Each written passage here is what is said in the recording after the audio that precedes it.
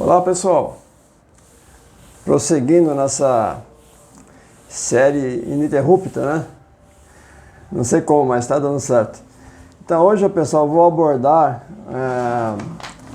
um tema assim, muito interessante, que se vocês observarem bem assim na leitura que eu vou fazer, vocês vão ver que é o que acontece realmente, né? Eu diria que seria uma exegese falaciosa, né? Sobre os eventos de Enoque, né? Somente a descida dos anjos em Gênesis 6, de 1 a 4, né? Que é a principal. E eu vou abordar aqui, eu vou trazer para vocês um extrato dessa obra aqui, que está na Revista Bíblica, uma revista italiana. Ela é publicada pela editora Paideia, na Brescia, Associazione Biblica Italiana. Eu vou trazer uma obra, falar desse estudo. Os eventos de Enoque, na interpretação de Filho de Alexandria. O autor aqui dessa obra é Ferdinando Luciani. Eu peguei aqui um pedacinho que vocês vão ver que é o que acontece. Vocês vão ver aqui embaixo, no subtítulo, La Tradizione Anti-Enochiana. Ou seja, a tradição anti-enoquiana, que vem se arrastando, né, desde muitos séculos, né? E aqui nessa obra aqui, de Filho de Alexandria, né? O autor aqui, ele assim, como diria na gíria, mata a pau, né? É o que acontece. Então vamos ao trecho aqui que eu peguei assim já no meio da questão, né? E ele diz o seguinte: as ocorrências de Enoque eram mais conhecidas entre os cristãos. E Tertuliano citava-o, ou simplesmente mencionava o livro com muito respeito. Mas com o tempo, sua sorte começa a declinar e passa a ser considerado heterodoxo e, portanto, abafado. Até o texto grego, agora negligenciado, desaparece. Há apenas alguns capítulos preservados de várias fontes. A única exceção é a Igreja Etíope, que considera o livro canônico e, felizmente para nós, preservou intacta a sua tradução em Ge'ez. Ge'ez é a língua litúrgica, né, da Etiópia. Seria como se fosse o nosso latim, né? Uma língua, o etíope clássico, né? A descoberta de Qumran, de extensos fragmentos do texto original, principalmente em aramaico, alguns em hebraico, que ocorreu nas últimas décadas, abre uma nova era na história dos estudos sobre a literatura apócrifa, e em particular a enoquiana. Aqui que vem, né, no item 5, esse aqui foi um preâmbulo, né? Item 5, a tradição anti-enoquiana. Prestem bem atenção, vocês vão ver que é o que acontece hoje em dia, né? Nesse ponto, voltamos aos nossos rabinos e, em primeiro lugar, ao seu pensamento. Entende-se, à luz dos métodos hermenêuticos rabínicos, dúcteis e flexíveis, visando adaptar os textos bíblicos a diferentes circunstâncias. Para quem não sabe a palavra dúctil, né? Ductilidade é a capacidade de um determinado material sofrer deformação sem se romper, quando este é aplicado a uma determinada força. Peguei aqui no dicionário. Então eu vou reler esse trechinho aqui. Entende-se, à luz dos métodos hermenêuticos rabínicos, dúcteis e flexíveis, visando adaptar os textos bíblicos a diferentes circunstâncias.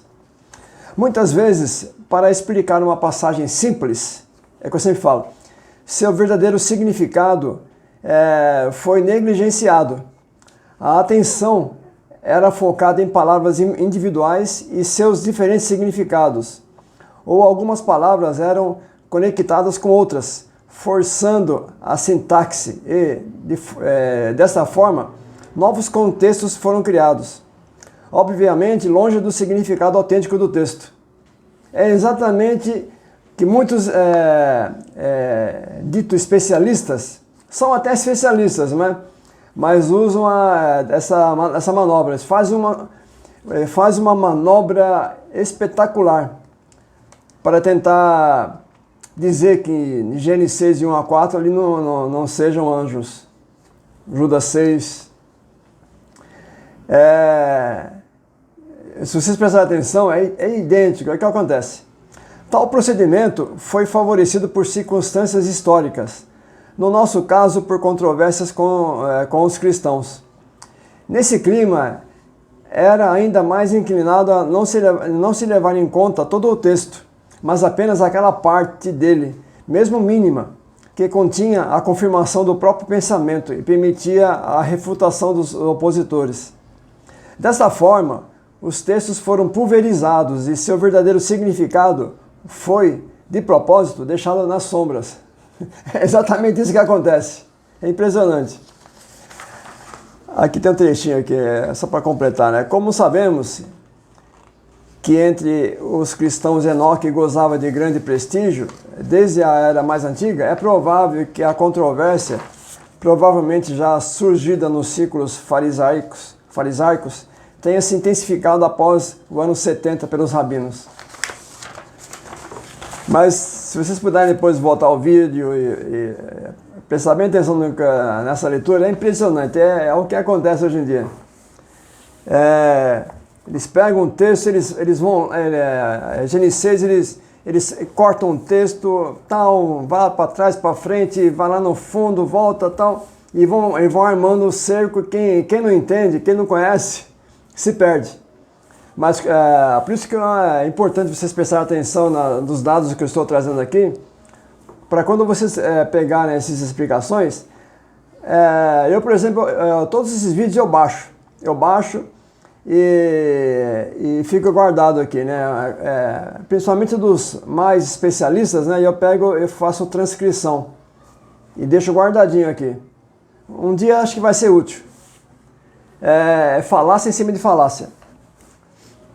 Então, confirmando, esse aqui eu peguei só um trechinho dessa obra, né? Da revista bíblica italiana. Como esse assunto foi curtinho, eu vou aproveitar e trazer um assunto que está muito em voga hoje em dia, que eu acho que é um veneno que está... sempre foi, né? E continua, né? Ainda continua, né? Tentando se infiltrar na igreja, né? Com relação a heresias. No caso, os judaizantes e os gnósticos, né? Os gnósticos setianos e os cainitas, né? E eu tenho uma outra obra aqui que depois eu vou trazer sobre os setianos. A minha intenção futuramente é fazer um trabalho bem completo sobre os setianos, né? Os gnósticos setianos, né? Vocês sabem, né, que os opositores à tradição, não é tradição, é o que está em Gênesis 6, 1 a 4, a descida dos anjos. Vocês sabem, né, que a grande oposição são aqueles que defendem que ali filhos de Deus são, eles usam o termo, os homens da linhagem santa de Sete, né? Então, depois eu quero fazer um trabalho bem apurado sobre isso, né? Então, eu vou trazer um livro aqui, é muito interessante, muito bom. Quem puder comprar, seria ótimo, sobre a história da igreja. Não sei se são 3 tomos. História da igreja, no caso que eu tomo o tomo 1, a Antiguidade Cristã, publicado pelo Frei Dagoberto Romag. Henrique Romag, de 1899 a 1982. Ele nasceu na Alemanha, onde iniciou seus estudos na ordem franciscana e adotou o nome de Dagoberto Romag. Veio para o Brasil em 1921, onde continuou o noviciado. Fez votos solenes em 1925 e ordenou-se para o ministério sacerdotal em 1926. Especializou-se em história eclesiástica em Roma. Em 1930, exerceu várias funções na Ordem Franciscana na Bélgica e no Brasil. Mas sua principal atividade foi o magistério, pelo qual recebeu o título honorífico de Lente Geral Jubilado.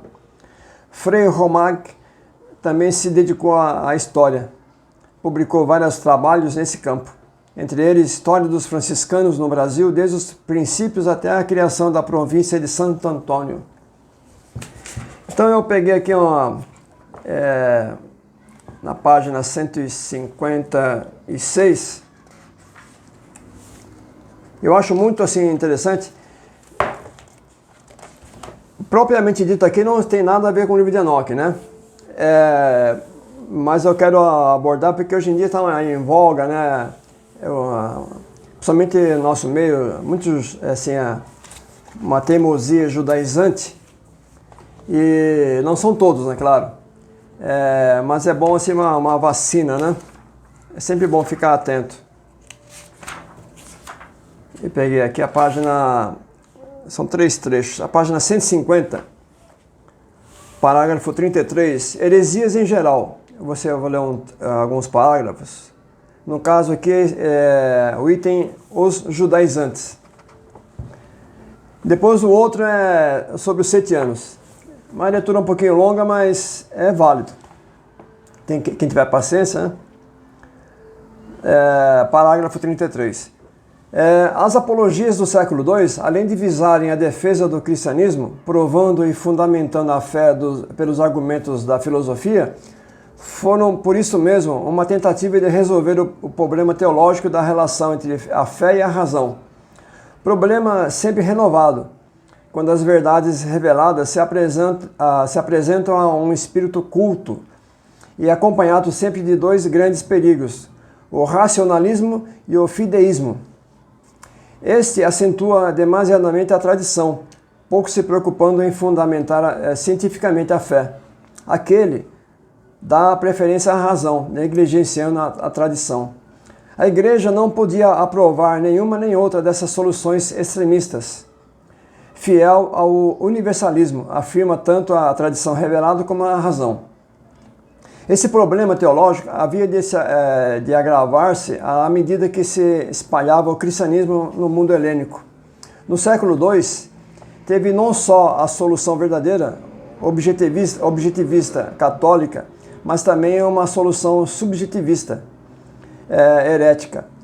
O que Jesus Cristo profetizara pela parábola do joio e o trigo, e que São Paulo previne os presbíteros da Ásia Menor, aconteceu de fato.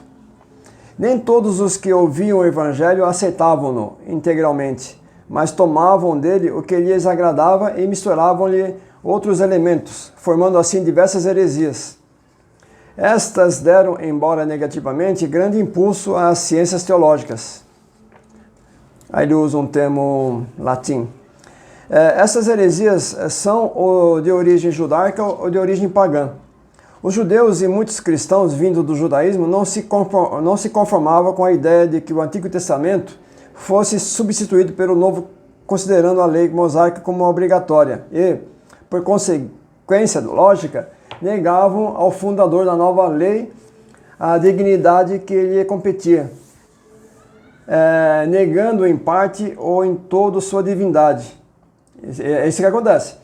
Os gentios não compreendiam a doutrina cristã sobre a criação do mundo e a origem do pecado e do mal.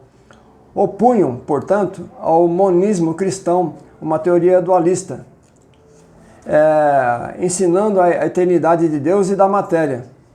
Em consequência dessa dupla origem, distinguimos 2 espécies de heréticos, judaizantes uns e gnósticos outros. Mas nem sempre a heresia manifesta-se tão clara e distinta. Às vezes, aparece ao mesmo tempo influenciada pelo judaísmo e pelo paganismo. É o gnosticismo judaizante.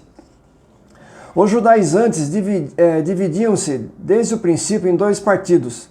Uns se limitavam a observar por si mesmos a lei mosaica. Outros pretendiam impô-la também aos cristãos vindos do paganismo.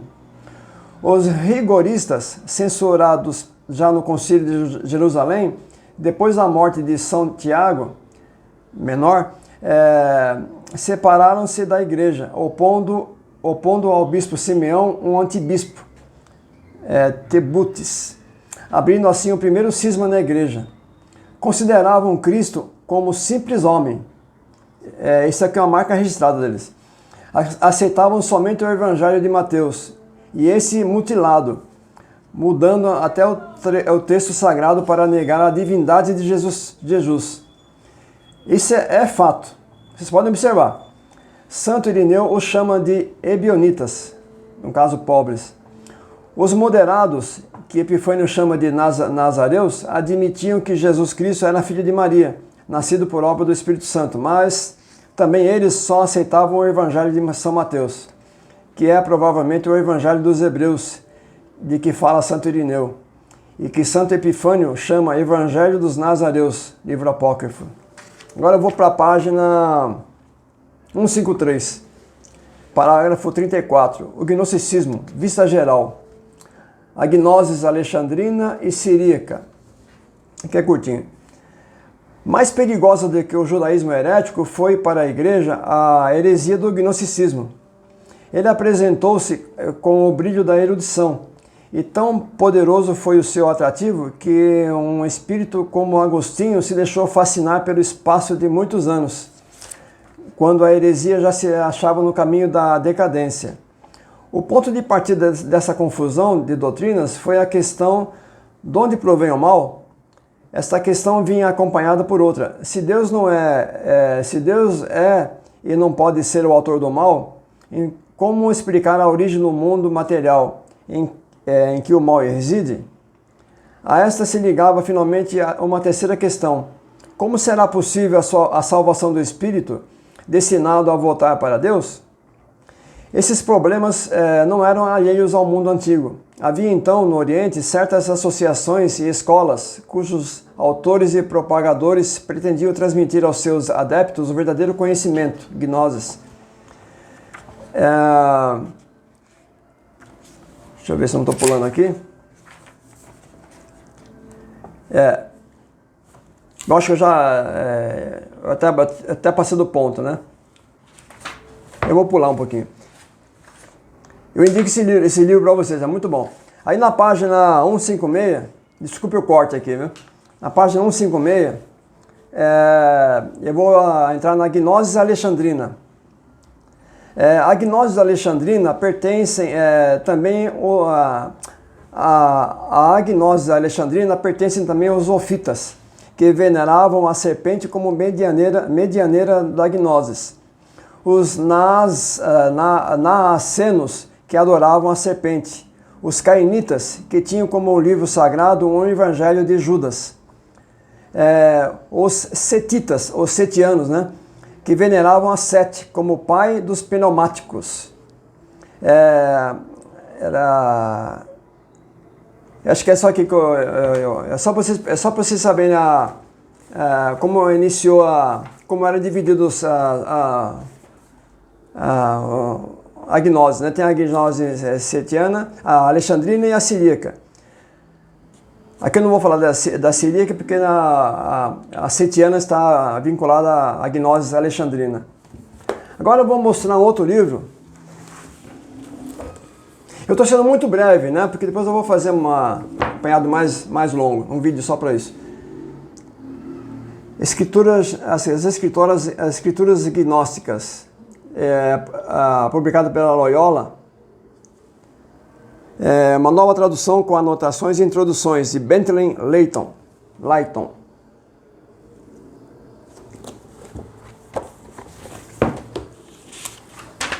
Então eu vou falar aqui sobre na página 223, os setianos. Eu vou pegar trechinhos, né? Informação histórica, conhecimento da seita setiana por Epifânio. O que era essa seita, né? Outra escola de pensamento é a dos chamados setianos. Ela não se encontra por toda parte, nem a escola dos Caine, ele coloca Caine aqui. Aí volta o trecho. Os sectários afirmam ter procedido de Sete. Ora, esses setianos orgulhosamente derivam sua linhagem de Sete, o filho de Adão, e o veneram e atribuem a ele todo o que é excelente, e provas de excelência e justiça, e coisas semelhantes. Eles nem mesmo hesitam em chamá-lo de o ungido, Cristo, e insistem em dizer que ele era Jesus. Olha o veneno. Na página 224.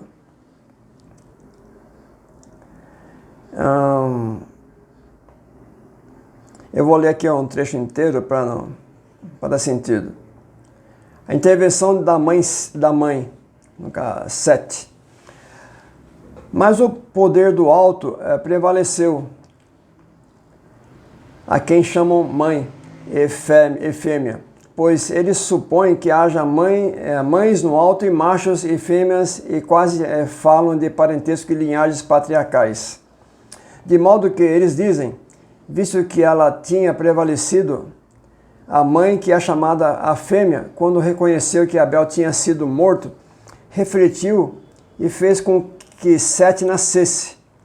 E ela depositou seu poder dentro dele, estabelecendo nele uma posteridade do poder do alto e a centelha que fora enviada do alto para o primeiro estabelecimento da posteridade e da aliança. E esta é uma aliança de justiça e escolha de uma posteridade de um povo, a fim de que, por essa aliança e por essa posteridade, os poderes dos anjos que criaram o mundo e os dois seres humanos originais sejam derrotados. É por essa razão, portanto, que as pessoas de Sete foram postas à parte e são provenientes dessa origem, como os eleitos que são diferenciados das outras pessoas. Vocês veem que absurdo, né? Aí vem aqui na página 225, a encarnação de Sete, Cristo em Jesus. No caso, a encarnação de Sete em Jesus. Mas o próprio ungido, Cristo, veio como Jesus, um descendente de Sete, por geração e sucessão de povos. Ele foi manifestado no mundo não através do nascimento, mas de um modo misterioso. Esse era o próprio Sete, que tanto outrora como nesse tempo, como o ungido, Cristo, visitou a raça humana, tendo sido enviado do alto pela mãe. Não sei se vocês perceberam o veneno que é isso, né? Eu fiz essa leitura para chamar a atenção da ligação que eu estou fazendo com a tradição setiana. E eu sempre bato nessa tecla, né? Os que defendem a tradição setiana, ou setita, né? Dos filhos de Deus em Gênesis 6, 1 a 4, ainda usam aquele termo, né? Os filhos da linhagem santa de Sete. Então, é bom se vocês prestarem atenção sobre isso, né? Eu peguei uns trechinhos, ficou até mal entendido no início, mas acho que o âmago da coisa vocês pegaram, né? A importância que essa tradição dá para Sete, né? E sem perceber, muita gente está perpetuando essa crença, né? Bom, pessoal, vou ficando por aqui para não me alongar muito no vídeo, mas eu torno assim preste atenção no início com relação à leitura que eu fiz no início do vídeo, para vocês perceberem se é isso ou não é isso que acontece quando alguns especialistas tentam dizer que Gênesis 6 e 1 a 4 não são anjos. O malabarismo que eles fazem e ver se não bate com o que foi lido sobre Filon de Alexandria. Tá bom, pessoal, até a próxima então.